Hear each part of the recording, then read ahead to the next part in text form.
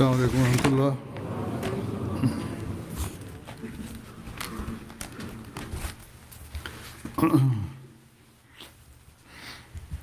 أشهد أن لا إله إلا الله وحده لا شريك له وأشهد أن محمدا عبده ورسوله أما بعد فأعوذ بالله من الشيطان الرجيم بسم الله الرحمن الرحيم الحمد لله رب العالمين الرحمن الرحيم مالك يوم الدين إياك نعبد وإياك نستعين اهدنا الصراط المستقيم صراط الذين أنعمت عليهم غير المغضوب عليهم ولا الضالين۔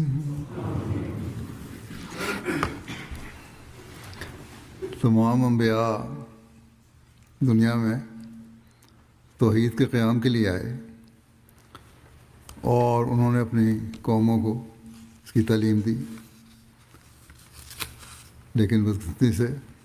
اکثریت نے اس توحید کو چھوڑ دیا۔ حضرت صلی اللہ علیہ وسلم بھی اسی پیغام کو لے کے آئے، اسی کام کو جاری رکھنے کے لیے آئے اور اسی روح، توحید کی روح کو ہی اپنے ماننے والوں میں پیدا کرنے کے لیے آئے۔ اور جو مقام آپ صلی اللہ علیہ وسلم کا ہے اس بارے میں، وہ کسی اور کا نہیں۔ آپ نے توحید کو ماننے کی اگر تلقین کی تو اللہ تعالیٰ سے علم پا کر توحید کو قبول کرنے کے دلائل دیے۔ آپ نے شرک کے خلاف اگر جہاد کیا تو بغیر دلیل کے نہیں، بلکہ شرک کی برائی سمجھائی اور اس کو سمجھا کر اس کے خلاف نفرت پیدا کی، اور آپ کے ماننے والوں نے اپنے عمل سے ثابت کر دیا کہ توحید کی تعلیم اور شرک سے نفرت ان کو ریشہ میں بس گئی ہے۔ یہ اس لیے کہ جو تعلیم اللہ تعالیٰ نے آپ کو اتاری وہ اس قدر جامع اور پر اثر تھی کہ اس کا سوال ہی پیدا نہیں ہوتا تھا کہ کوئی اس کی گہرائی تو سمجھ لے اور پھر اس سے دور ہو سکے۔ آپ کی یہ تعلیم جس نے آپ کے ماننے والوں پر اثر کیا، اس لیے پر اثر تھی کہ خود آپ کا ہر قول و فعل اس کی حقیقی تصویر تھا، اور جو اس بارے میں عظیم تعلیم اللہ تعالیٰ نے آپ کو دی، اس کا آپ عملی نمونہ تھے۔ آپ کو فکر تھی تو اس کی کہ جس طرح دوسری قوموں نے اپنے انبیاء کو سجدے کی جگہ بنا لیا ہے، مسلم امہ بھی یہ خوفناک گناہ پیدا نہ ہو جائے، اور آپ نے اس سے پناہ مانگی کہ آپ کو خدا تعالیٰ کے مقابلے پر کبھی لایا جائے، اور اس کی آپ نے امت کو نصیحت بھی فرمائی کہ مجھے کبھی شرک کے ذریعے نہ بنانا، تمہاری نظر کبھی خدا تعالیٰ کے علاوہ کسی اور پر نہ پڑے۔ گزشتہ خطبات میں نے محبت الہی کا ذکر کیا یا عبادت کا ذکر کیا، اس میں بیان کردہ جو باتیں جو بیان کی تھیں آپ صلی اللہ علیہ وسلم کے جس واقعہ کو بھی اس حوالے سے پیش کیا وہ توحید کی طرف ہی رہنمائی کرتا تھا، یا اس میں آپ کے توحید کے قیام کے لیے ایک جوش نظر آتا تھا، ایک تڑپ نظر آتی تھی، اور یہ جہاں آپ کے توحید کے قیام کے لیے اعلیٰ ترین مقام کی عکاسی کرتا ہے، جو بچپن سے ہی اللہ تعالیٰ نے آپ کی بنائی، وہاں آپ پر اللہ تعالیٰ کی اتری ہوئی تعلیم جو کامل تعلیم ہے، اس سے بھی ہمیں اس کی گہرائی کا علم ہوتا ہے۔ قرآن کریم میں بار بار مختلف پہلوؤں سے ہمیں توحید کی تعلیم دی گئی ہے، جیسا کہ اللہ تعالیٰ سورہ انبیاء میں فرماتا ہے وَمَا أَرْسَلْنَا مِن قَبْلِكَ مِن رَسُولٍ إِلَّا نُوحِي إِلَيْهِ أَنَّهُ لَا إِلَٰهَ إِلَّا أَنَا فَاعْبُدُونِ، اور ہم نے تو اس سے پہلے کوئی رسول نہیں بھیجا مگر ہم اس کی طرف وحی کرتے تھے کہ یقیناً میرے سوا کوئی معبود نہیں، بس میری ہی عبادت کرو۔ اور پھر عبادت کے جو اسلوب آپ کو سکھائے اور جس طرح آپ نے توحید کے مقام کا حق ادا کرتے ہوئے عبادت کی، کسی دوسرے مذہب میں اس کا اشیر بھی نظر نہیں آتا۔ پھر اللہ تعالیٰ فرماتا ہے قرآن کریم میں قُلْ إِنِّي أُمِرْتُ أَنْ أَعْبُدَ اللَّهَ مُخْلِصًا لَهُ الدِّينَ، تو کہہ دے کہ مجھے تو حکم دیا گیا ہے کہ میں اللہ کی عبادت اسی کے لیے دین کو خالص کرتے ہوئے کروں۔ بس جب ایک حقیقی مسلمان بھی یہ پڑھے گا تو وہ بھی اعلان کرے گا کہ میں نے خالص ہو کر اللہ تعالیٰ کی عبادت کرنی ہے اور توحید خالص کے قیام کی کوشش کرنی ہے، اور اس اسوے پر چلنا ہے جو حضرت صلی اللہ علیہ وسلم نے اس اعلان کے ساتھ قائم فرمایا، جس کا قرآن شریف نے حکم دیا۔ اگر ہم خالص توحید کے قیام کے ساتھ اپنی عبادتوں کے معیار قائم کریں گے تو ایک انقلاب لانے والی بن سکتے ہیں، ورنہ تو باتیں اور حقیقی معاہد بھی کلانے والے ہوں گے تبھی ہم۔ پھر اللہ تعالیٰ فرماتا ہے وَاعْبُدُوا اللَّهَ وَلَا تُشْرِكُوا بِهِ شَيْئًا، اور اللہ کی عبادت کرو اور کسی چیز کو اس کا شریک نہ ٹھہراؤ۔ ایک اور جگہ اللہ تعالیٰ فرماتا ہے وَإِلَٰهُكُمْ إِلَٰهٌ وَاحِدٌ لَا إِلَٰهَ إِلَّا هُوَ الرَّحْمَٰنُ الرَّحِيمُ، اور تمہارا معبود ایک ہی معبود ہے، کوئی معبود نہیں مگر وہی رحمان اور رحیم۔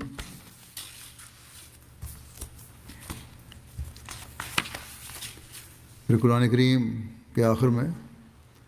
اللہ تعالیٰ اپنی توحید قیام کا اعلان فرماتا ہے کہ قُلْ هُوَ اللَّهُ أَحَدٌ اللَّهُ الصَّمَدُ لَمْ يَلِدْ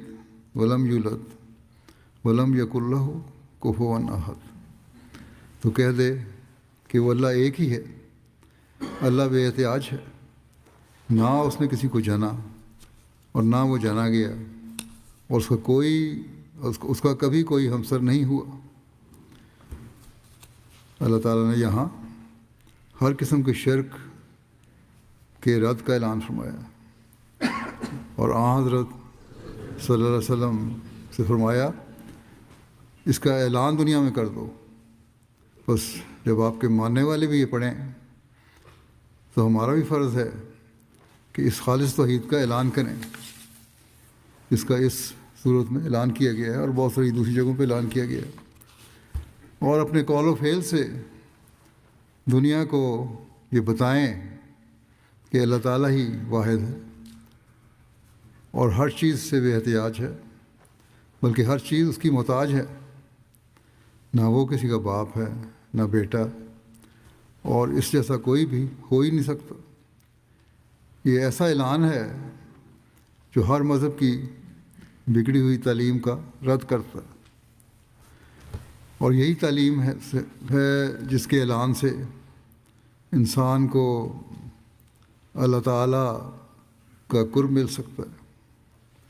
اور اس کا سب سے اعلیٰ اور عرفہ نمونہ ہمارے سید و مولا حضرت محمد مصطفیٰ صلی اللہ علیہ وسلم ہیں۔ آپ کی زندگی کا ہر لمحہ توحید قیام کے لیے گزرا، بلکہ جیسا کہ میں نے بتایا بچپن سے ہی آپ کی توحید خالص کے لیے اللہ تعالیٰ نے تربیت فرمائی تھی۔ یہ چند مثالیں ہیں جو قرآن شریف سے میں نے دی ہیں۔ اس پیغام سے قرآن کریم تو بڑا پڑا ہے۔ حضرت صلی اللہ علیہ وسلم کی سیرت کے بھی کچھ واقعات پیش کرتا ہوں،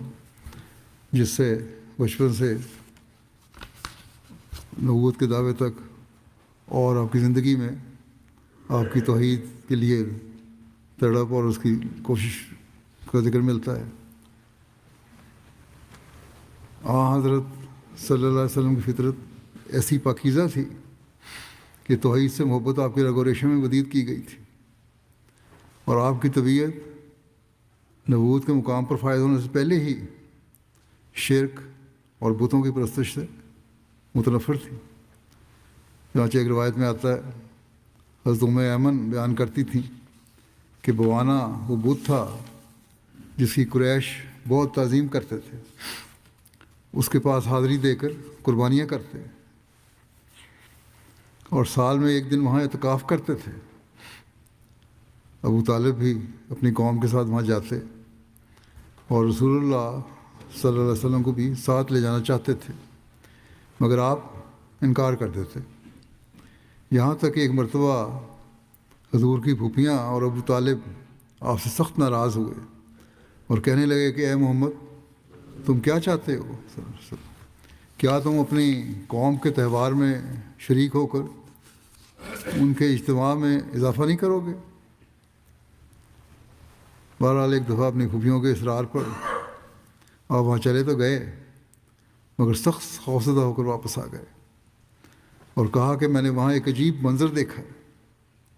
پھوپھیوں نے کہا کہ اتنے نیک انسان پر شیطان اثر نہیں کر سکتا۔ پوچھا آپ نے کیا دیکھا؟ آپ صلی اللہ علیہ وسلم نے بتایا کہ جو ہی میں بت کے قریب جانے لگتا تو ایک سفید پوش شخص چلا کر کہتا تھا کہ اے محمد پیچھے رہو اور اس بت کو مت چھوؤ۔ اس کے بعد رسول اللہ صلی اللہ علیہ وسلم نے مشرکین کے کسی تہوار میں شرکت نہیں کی، اور اللہ تعالیٰ نے ہمیشہ آپ کو ایسے مشرکانہ رسوم سے محفوظ رکھا۔ دعوی نبوت سے پہلے کی بات ہے، بچپن میں اپنے چچا ابو طالب کے ساتھ سفر شام کے دوران عیسائی راہب بحیرہ سے ملاقات ہوئی تو حضرت صلی اللہ علیہ وسلم نے اس کے ایک سوال پر فرمایا تھا کہ مجھ سے لات اور عزا بتوں کے بارے میں مت پوچھو، خدا کی قسم ان سے بڑھ کر مجھے اور کسی چیز سے نفرت نہیں۔ جب نبی کریم صلی اللہ علیہ وسلم حضرت خدیجہ کا مال تجارت لے کر ملک شام گئے تو رسول اللہ صلی اللہ علیہ وسلم نے وہ سامان فروخت کیا اور اس کے بدلے دوسرا سامان خریدا۔ اسی دوران آپ صلی اللہ علیہ وسلم اور ایک آدمی کے درمیان کسی معاملے میں اختلاف ہو گیا۔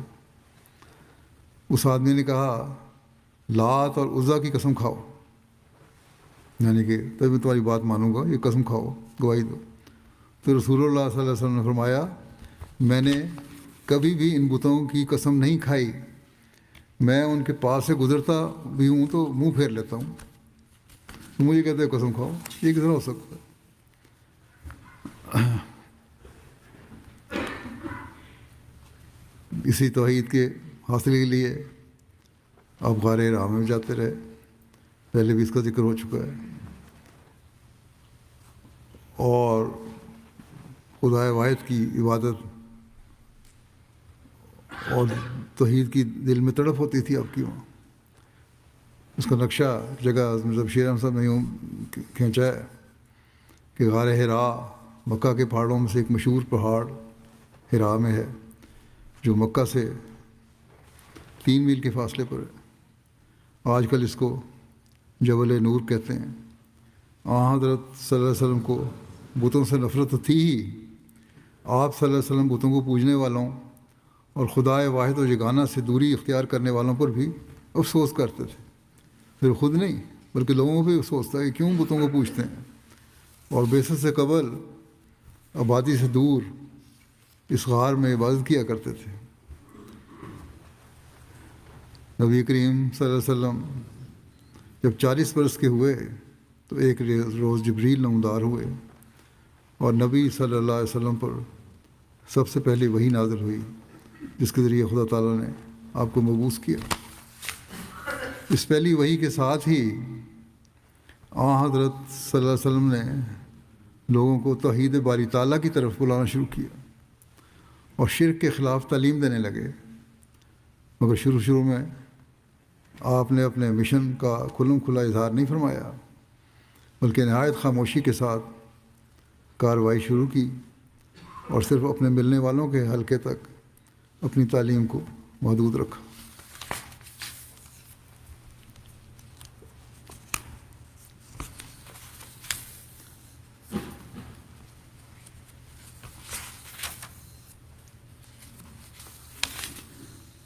حضرت مسیح علیہ السلام فرماتے ہیں کہ ہمارے نبی صلی اللہ علیہ وسلم اظہار سچائی کے لیے ایک مجدد اعظم تھے، جو گم گشتہ سچائی کو دوبارہ دنیا میں لائے۔ اس فخر میں ہمارے نبی صلی اللہ علیہ وسلم کے ساتھ کوئی بھی شریک نہیں کہ آپ نے تمام دنیا کو ایک تاریکی میں پایا اور پھر آپ کے ظہور سے وہ تاریکی نور میں بدل گئی۔ جس قوم میں آپ ظاہر ہوئے آپ فوت نہ ہوئے جب تک کہ اس تمام قوم نے شرک کا چولا اتار کر توحید کا جامہ نہ پہن لیا، اور نہ صرف اس قدر بلکہ وہ لوگ اعلیٰ مراتب ایمان کو پہنچ گئے، اور وہ کام صدق اور وفا اور یقین کے ان سے ظاہر ہوئے جس کی نظیر دنیا کے کسی حصے میں پائی نہیں جاتی۔ یہ کامیابی اور اس قدر کامیابی کسی نبی کو بجز حضرت صلی اللہ علیہ وسلم کے نصیب نہیں ہوئی۔ یہی ایک بڑی دلیل ہے حضرت صلی اللہ علیہ وسلم کی نبوت پر کہ آپ ایک ایسے زمانے میں مبعوث ہوئے اور تشریف فرما ہوئے جب کہ زمانہ نہایت درجہ کی ظلمت میں پڑا ہوا تھا، اور طبعاً ایک عظیم الشان مسئلے کا خاص کار تھا، اور پھر آپ نے ایسے وقت میں دنیا سے انتقال فرمایا جب کہ لاکھوں انسان شرک اور بت پرستی کو چھوڑ کر توحید اور راہ راست اختیار کر چکے تھے، اور در حقیقت یہ کامل اصلاح آپ ہی سے مخصوص تھی کہ آپ نے ایک قوم میں ویسی سیرت کو اور بہائم خصلت کو انسانی عادات سکھلائے، یا دوسرے لفظوں میں یوں کہیں کہ بہائم کو انسان بنایا، جانوروں کو انسان بنایا، اور پھر انسانوں سے تعلیم یافتہ انسان بنایا، اور پھر تعلیم یافتہ انسانوں سے باخدا انسان بنایا، اور روحانیت کی کیفیت انہیں پھونک دی اور سچے خدا کے ساتھ ان کا تعلق پیدا کر دیا۔ وہ خدا کی راہ میں بکریوں کی طرح ذبح کیے گئے اور چیونٹیوں کی طرح پیروں میں کچلے گئے، مگر ایمان کو ہاتھ سے نہ دیا، بلکہ ہر ایک مصیبت میں آگے قدم بڑھایا۔ بس بلا شبہ ہمارے نبی صلی اللہ علیہ وسلم روحانیت قائم کرنے کے لحاظ سے آدم ثانی تھے، بلکہ حقیقی آدم وہی تھے جن کے ذریعے اور طفیل سے تمام انسانی فضائل کمال کو پہنچے، اور تمام نیک قوتیں اپنے اپنے کام میں لگ گئیں، اور کوئی شاخ فطرت انسانی کی بے بار و بر نہ رہی، اور ختم نبوت آپ پر نہ صرف زمانے کے تاخر کی وجہ سے ہوا بلکہ اس وجہ سے بھی کہ تمام کمالات نبوت آپ پر ختم ہو گئے۔ پھر آپ ایک جگہ فرماتے ہیں الہی تیرا ہزار ہزار شکر کہ تو نے ہم کو اپنی پہچان کا آپ راہ بتایا اور اپنی پاک کتابوں کو نازل کر کے فکر اور عقل کی غلطیوں اور خطاؤں سے بچایا، اور درود اور سلام حضرت سید الرسل محمد مصطفیٰ صلی اللہ علیہ وسلم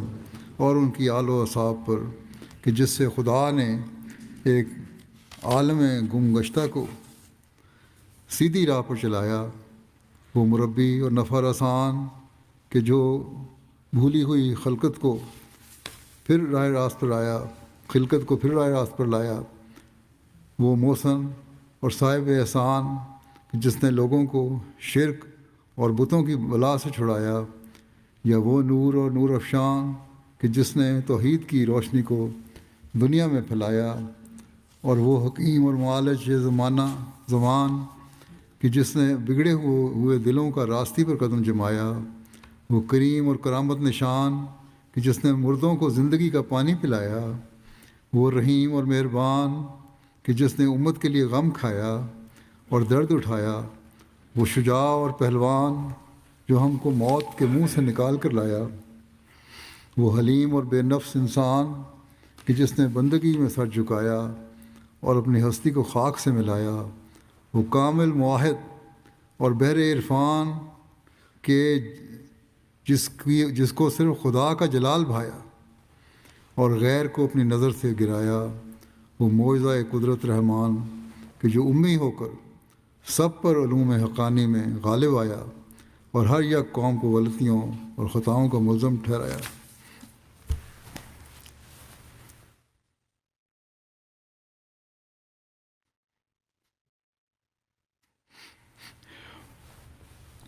پھر آپ ایک جگہ فرماتے ہیں آج صفحہ دنیا میں وہ شے کہ جس کا نام توحید ہے بجز امت حضرت صلی اللہ علیہ وسلم کے اور کسی فرقے میں نہیں پائی جاتی، اور بجز قرآن شریف کے اور کسی کتاب کا نشان نہیں ملتا کہ جو کروڑہا مخلوقات کو وحدانیت الہی پر قائم کرتی ہو اور کمال تعظیم سے اس سچے خدا کی طرف راہبر ہو۔ ہر یک قوم نے اپنا اپنا مصنوعی خدا بنا لیا۔ مسلمانوں کا خدا وہی ہے جو قدیم سے ہے، لازوال اور غیر مبدل، اور اپنی عدلی صفتوں میں ایسا ہی ہے جو پہلے تھا۔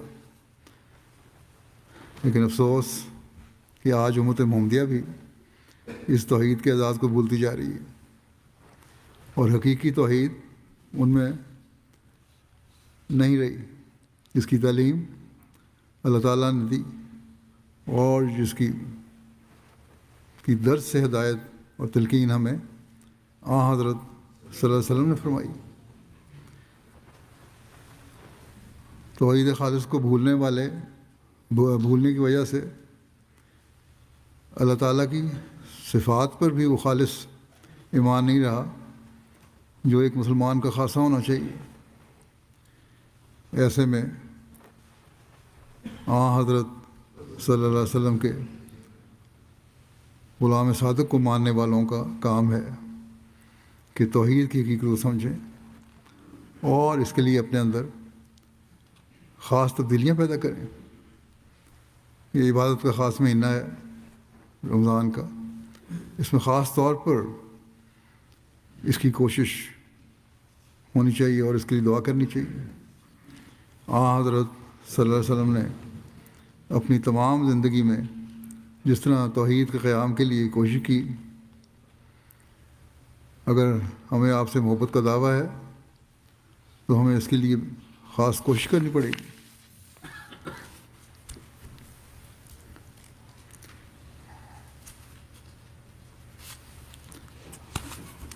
اللہ تعالیٰ کے حکم سے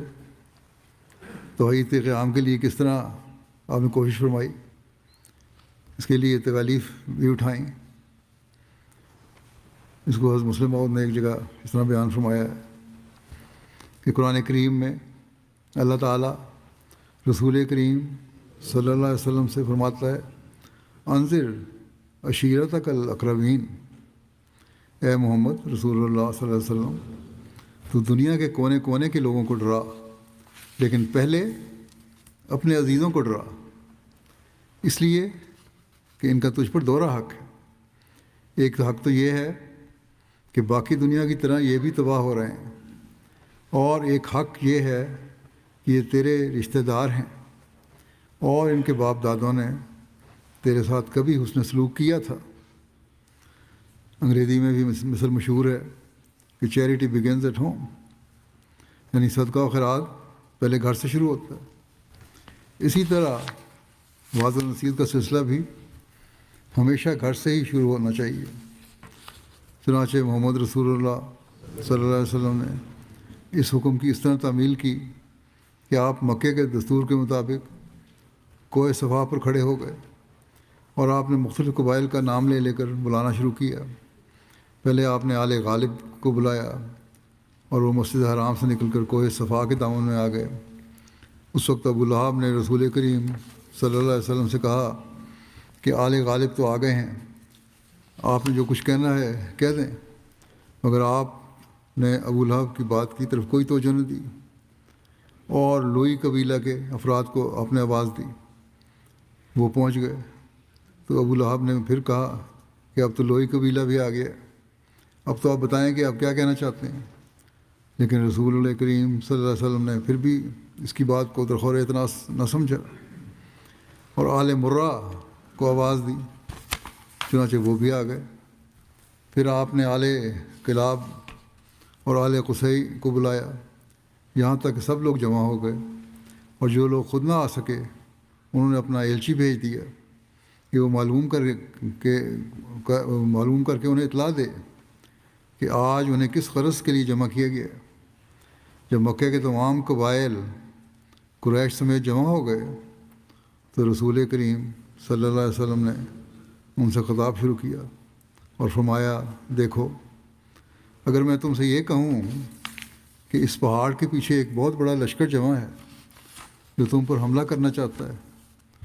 تو کیا تم میری اس بات کو مانو گے یا نہیں؟ انہوں نے کہا کیوں نہیں، ہم آپ کی بات ضرور مانیں گے، کیونکہ ہم نے ہمیشہ آپ کو راست باز پایا ہے، سچا پایا ہے۔ مکہ کے حالات سے باخبر لوگ جانتے ہیں کہ رسول کریم صلی اللہ علیہ وسلم کا یہ مطالبہ در حقیقت ایسا ہی تھا جیسے کسی ناممکن چیز کو ممکن تسلیم کرنے کا مطالبہ کیا جائے، کیونکہ مکے کے لوگوں کے جانور وادی میں چرا کرتے تھے اور وہ ایسا علاقہ ہے کہ اس میں کسی لشکر کو چھپ رہنا ناممکنات میں سے ہے، مگر ان لوگوں پر آپ کی راست بازی کا اس قدر اثر تھا کہ انہوں نے کہا کہ خواہ ہماری آنکھیں اس بات کو تسلیم نہ کریں، ہم آپ کی بات کو ضرور مانیں گے، کیونکہ آپ کی راست بازی ہمارے نزدیک مسلم ہے۔ جب انہوں نے رسول کریم صلی اللہ علیہ وسلم کے متعلق یک زبان ہو کر اپنے اس یقین اور اعتماد کا اظہار کیا تو آپ صلی اللہ علیہ وسلم نے فرمایا، لو سنو، میں تمہیں ایک اہم خبر دیتا ہوں، اور وہ خبر یہ ہے کہ مجھے اللہ تعالیٰ کی طرف سے رسول بنا کر بھیجا گیا ہے۔ بس میں تمہیں کہتا ہوں کہ تم اگر اللہ تعالیٰ کے عذاب سے محفوظ رہنا چاہتے ہو تو میری اتباع کرو۔ آپ کا یہ کہنا تھا کہ ابو لہب جوش سے کہنے لگا کہ تباً لگا سائر الایام الحاظہ جماعتنا، یعنی نعوذ باللہ، تجھ پر ہلاکت ہو، اتنی سی بات کے لیے تو نے ہمیں اکٹھا کیا تھا۔ اور اسی طرح دوسرے لوگ بھی ہنسی مذاق کرتے اور تمسخر اڑاتے ہوئے منتشر ہو گئے۔ لیکن استضاء اور مخالفت نے آپ کو توحید کے قیام کے لیے کوشش کرنے سے نہیں روکا، مسلسل آپ اسی کوشش میں رہے۔ جیسا کہ بیان کیا ہے میں نے، استضاء ہوا، پھر مخالفت بھی بڑھ گئی۔ آپ کی مخالفت کی تاریخ کو حضرت بشیر احمد صاحب نے تاریخی کتب کی روح سے اس طرح بیان کیا ہے کہ جتنا عظیم الشان مشن حضرت صلی اللہ علیہ وسلم لے کر آئے تھے اتنی ہی شدید آپ کی مخالفت ہونی چاہیے تھی، کیونکہ آپ ایسے زمانے میں مبعوث ہوئے تھے کہ جب تاریکی کا خاص زور تھا اور ضروری تھا کہ نور کے آنے پر تاریکی کی فوجیں اپنی انتہائی طاقت کے ساتھ اس کا مقابلہ کریں۔ چنانچہ ایسا ہی ہوا کہ سارے گزشتہ انبیاء کی نسبت آپ کی مخالفت سب سے زیادہ ہوئی۔ اس مخالفت کے ظاہری اسباب میں سے ایک یہ بھی تھا کہ قریش ایک پرلے درجے کی بت پرست قوم تھی، اور بتوں کی عزت و محبت ان کے دلوں میں اس قدر جمی ہوئی تھی کہ ان کے خلاف ایک لفظ بھی سننا انہیں گوارا نہیں تھا۔ خانہ کعبہ میں جو محض اللہ تعالیٰ کی عبادت کے واسطے بنایا گیا تھا، اس میں بھی ان ظالموں نے سینکڑوں بت جمع کر رکھے تھے اور اپنی تمام ضروریات کے لیے انہی بتوں کا منہ تکتے تھے۔ اب اسلام آیا تو اس کا بنیادی اصول ہی توحید باری تعالیٰ تھا، اور صاف حکم تھا کہ کسی انسان یا درخت یا پتھر یا ستارے وغیرہ کے سامنے سر مت جھکاؤ۔ واسجدوا للہ الذی خلقہن واسجدوا للہ الذی خلقہن، صرف اسی بات کے سامنے، اسی ذات کے سامنے جھکو جس نے ان چیزوں کو پیدا کیا۔ پھر یہی نہیں بلکہ قریش کے بتوں کو ان کے خیال میں حد تک آمیز لفظوں میں یاد کیا جاتا تھا اور ان کو جہنم کا ایندھن قرار دیا جاتا تھا۔ ان باتوں نے قریش کے تن بدن میں آگ لگا دی تھی، اور وہ ایک جان ہو کر اسلام کو مٹانے کے واسطے اٹھ کھڑے ہوئے تھے۔ اور بھی بہت وجوہات تھیں، لیکن بہرحال یہ بڑی وجہ تھی۔ حضرت اقدس مسیح موعود علیہ السلام فرماتے ہیں، ایک نبی یا رسول خدا کی طرف سے مبعوث ہوتا ہے، اور اس کا فرقہ لوگوں کو ایک گوہے ہونہار اور راست باز اور باہمت اور ترقی کرنے والا دکھائی دیتا ہے، تو اس کی نسبت موجودہ قوموں اور فرقوں کے دلوں میں ضرور ایک قسم کا بغض اور حسد پیدا ہو جایا کرتا ہے۔ بالخصوص ہر ایک مذہب کے علماء اور گدی نشین تو بہت ہی بغض ظاہر کرتے ہیں، کیونکہ اس مرد خدا کے ظہور سے ان کی آمدنیوں اور وجاہتوں میں فرق آتا ہے۔ ان کے شاگرد اور مرید ان کے دام سے باہر نکلنا شروع کرتے ہیں، کیونکہ تمام ایمانی اور اخلاقی اور علمی خوبیاں اس شخص میں پاتے ہیں جو خدا کی طرف سے پیدا ہوتا ہے۔ مرید ان کو چھوڑ کے اپنے پیروں کو مرد خدا کی طرف آتے ہیں، جس نے ایک فطرت ہوتے ہیں، صحیح فطرت ہوتے ہیں۔ لہذا اہل عقل اور تمیز سمجھنے لگتے ہیں کہ جو عزت بخیال علمی شرف اور تقوی اور پرہیزگاری کے ان عالموں کو دی گئی تھی، اب وہ اس کے مستحق نہیں رہے، اور جو معزز خطاب ان کو دیے گئے تھے، جیسے نجم الامہ اور شمس الامہ اور شیخ المشائخ وغیرہ، اب وہ ان کے لیے موزوں نہیں رہے۔ سو ان وجوہ سے اہل عقل ان سے منہ پھیر لیتے ہیں، کیونکہ وہ اپنے ایمانوں کو ضائع کرنا نہیں چاہتے۔ جو ماننے والے ہیں، صحیح فطرت ہے،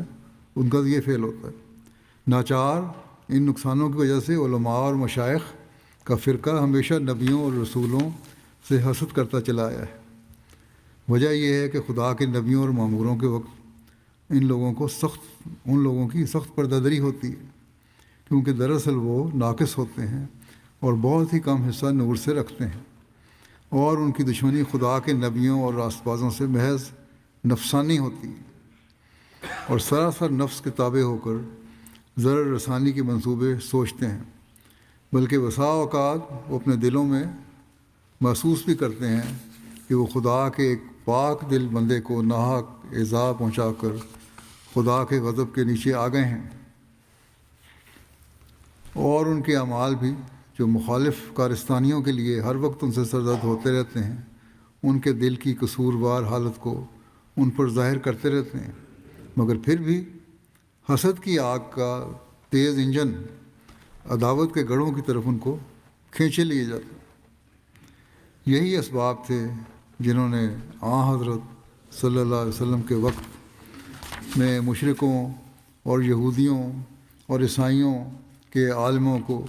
نہ محض حق کے قبول کرنے سے محروم رکھا، بلکہ سخت عداوت پر آمادہ کر دیا۔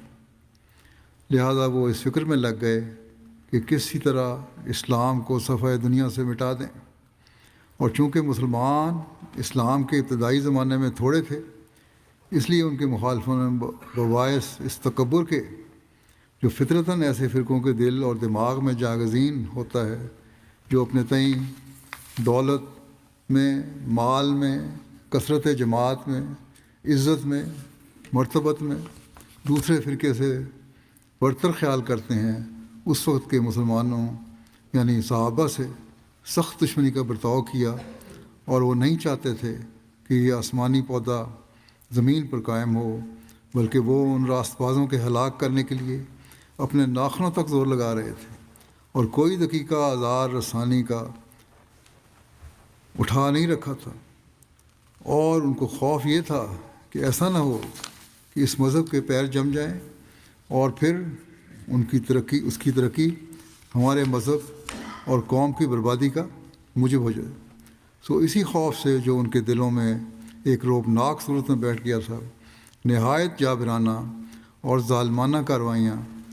ان سے ظہور میں آئیں، اور انہوں نے دردناک طریقوں سے اکثر مسلمانوں کو ہلاک کیا، اور ایک زمانہ دراز تک جو 13 برس کی مدت تھی ان کی طرف سے یہی کارروائی رہی، اور نہایت بے رحمی کی طرف سے خدا کے وفادار بندے اور نوع انسان کے فخر ان شریر درندوں کی تلواروں سے ٹکڑے ٹکڑے کیے گئے، اور یتیم بچے اور عاجز اور مسکین عورتیں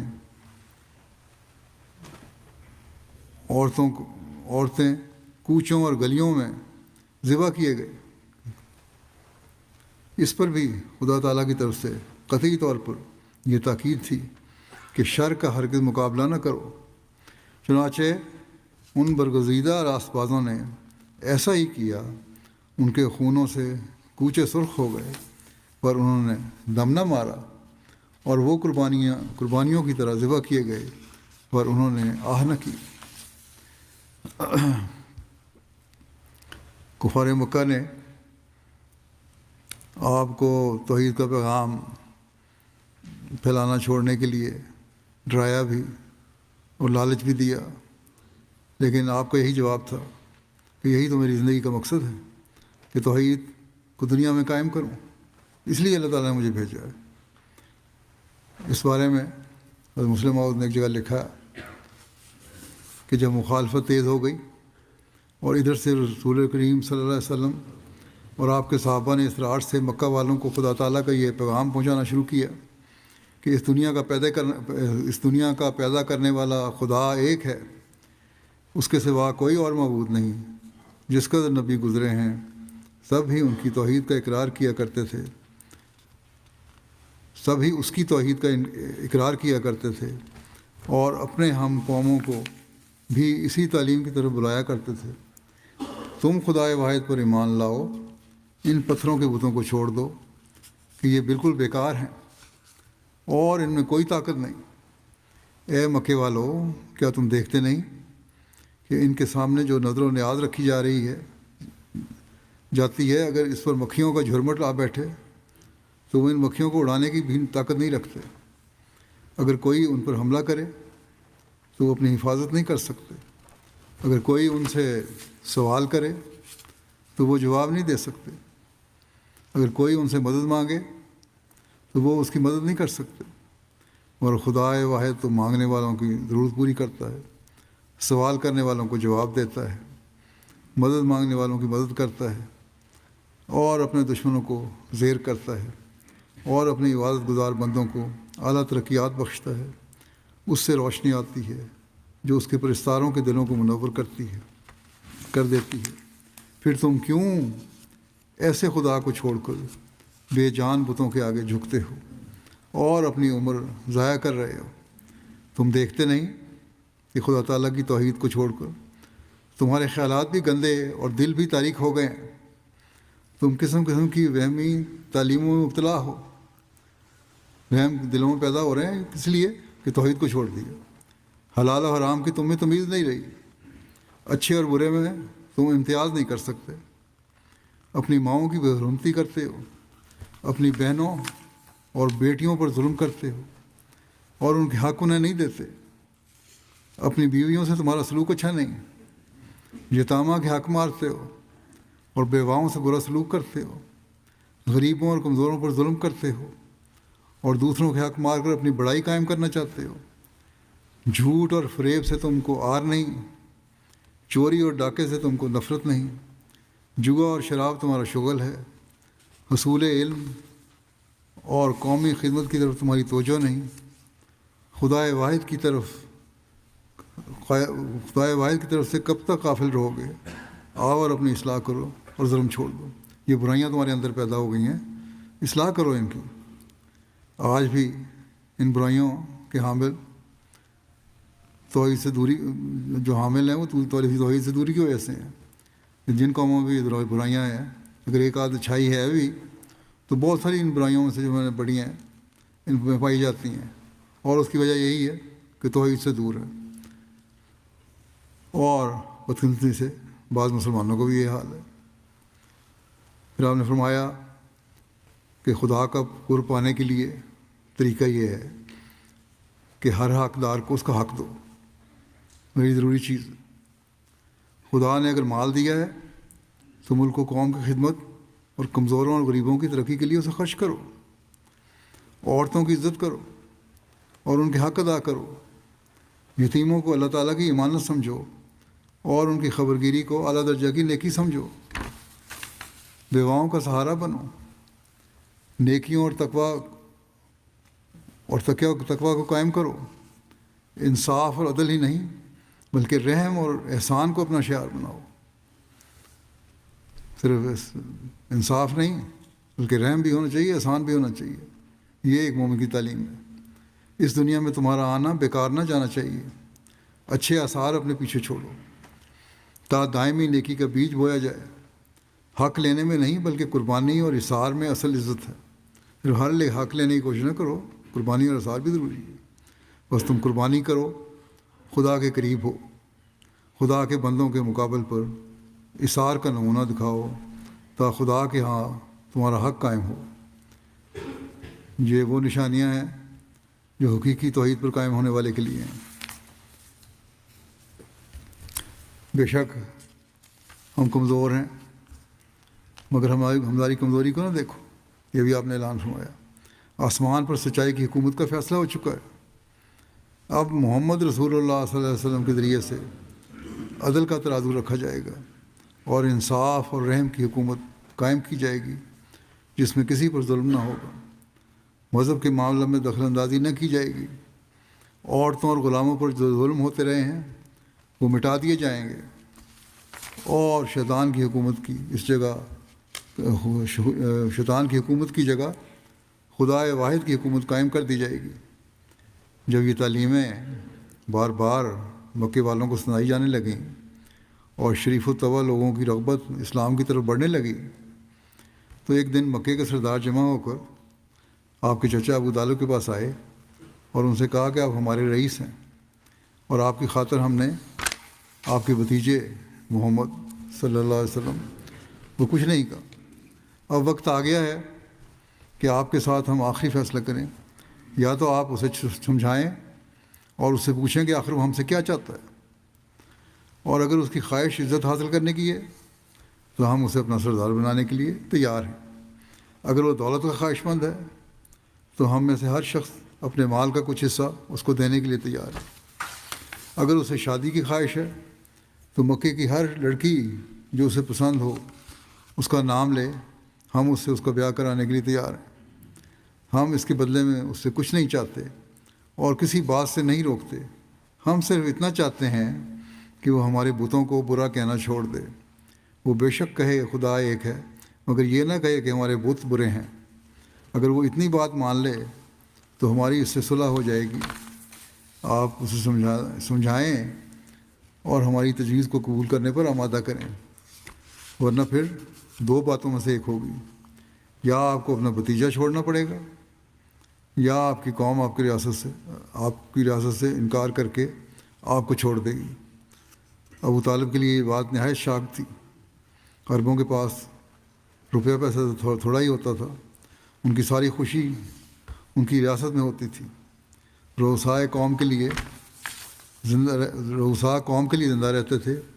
اور قوم رؤسا کے لیے زندہ رہتی تھی۔ یہ بات سن کر ابو طالب بےتاب ہو گئے۔ محمد رسول اللہ صلی اللہ علیہ وسلم کو بلوایا اور کہا کہ اے میرے بھتیجے، میری قوم میرے پاس آئی ہے اور اس نے مجھے یہ پیغام دیا ہے، اور ساتھ ہی انہوں نے مجھے یہ بھی کہہ دیا ہے کہ اگر تمہارا بھتیجا ان باتوں میں سے کسی ایک بات پر بھی راضی نہ ہو تو ہماری طرف سے ہر ایک قسم کی پیشکش ہو چکی ہے، بتا دیا ہم نے، تو ہم کچھ دینے کو تیار ہیں۔ اگر وہ اس پر بھی اپنے طریقے سے باز نہیں آتا تو آپ کا کام ہے کہ اسے چھوڑ دیں، اور اگر آپ اسے چھوڑنے کے لیے تیار نہ ہوں تو پھر ہم لوگ آپ کی ریاست سے انکار کر کے آپ کو چھوڑ دیں گے۔ جب ابو طالب نے یہ بات کی تو ان کی آنکھوں میں آنسو آ گئے، ابو طالب کی آنکھوں میں۔ ان کے آنسوؤں کو دیکھ کر رسول کریم صلی اللہ علیہ وسلم کی آنکھوں میں بھی آنسو آ گئے،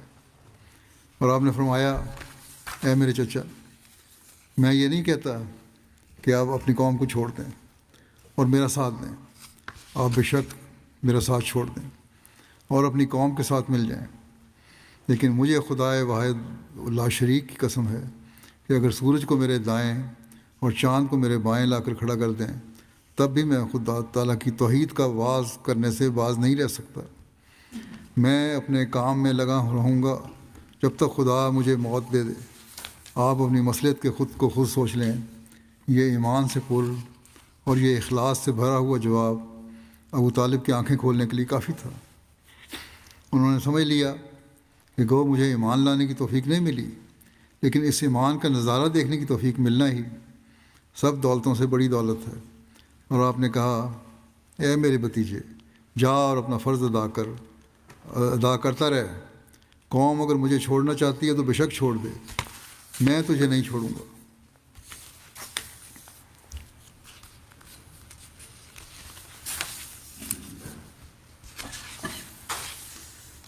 توحید کے قیام کے لیے حضرت صلی اللہ علیہ وسلم نے کفار مکہ کی طرف سے ہر قسم کے ظلم و زیادتی کو برداشت کیا، اور یہی روح آپ نے اپنے صحابہ میں بھی پیدا فرمائی، جیسا کہ مسلم علیہ وسلم نے بھی لکھا ہے۔ اپنی گردنیں کٹوائیں انہوں نے، جس کا نتیجہ یہ تھا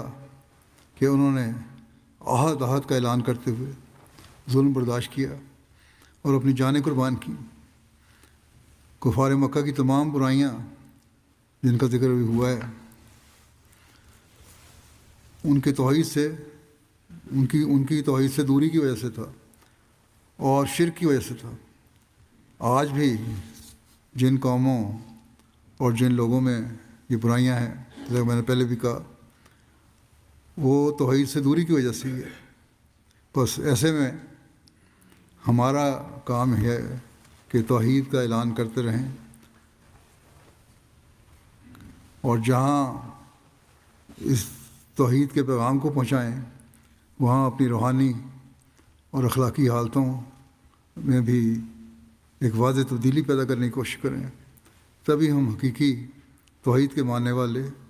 اور خدا تعالیٰ کے حکموں پر چلنے والے کہلا سکتے ہیں۔ اللہ تعالیٰ ہمیں اس کی توفیق عطا فرمائے۔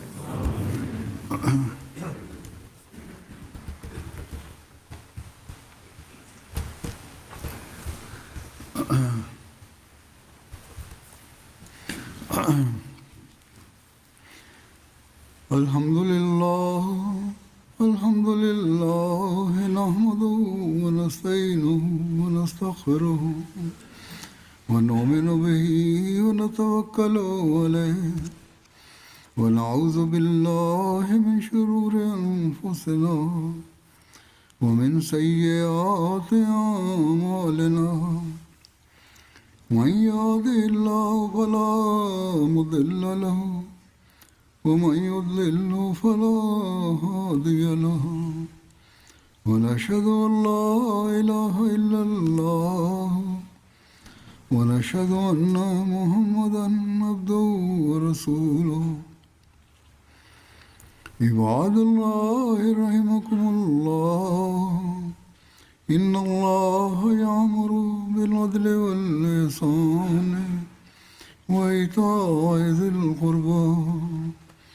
وينهى عن الفحشاء والمنكر والبغي يعظكم لعلكم تذكرون اذكروا الله يذكركم وادعوه يستجب لكم ولذكر الله أكبر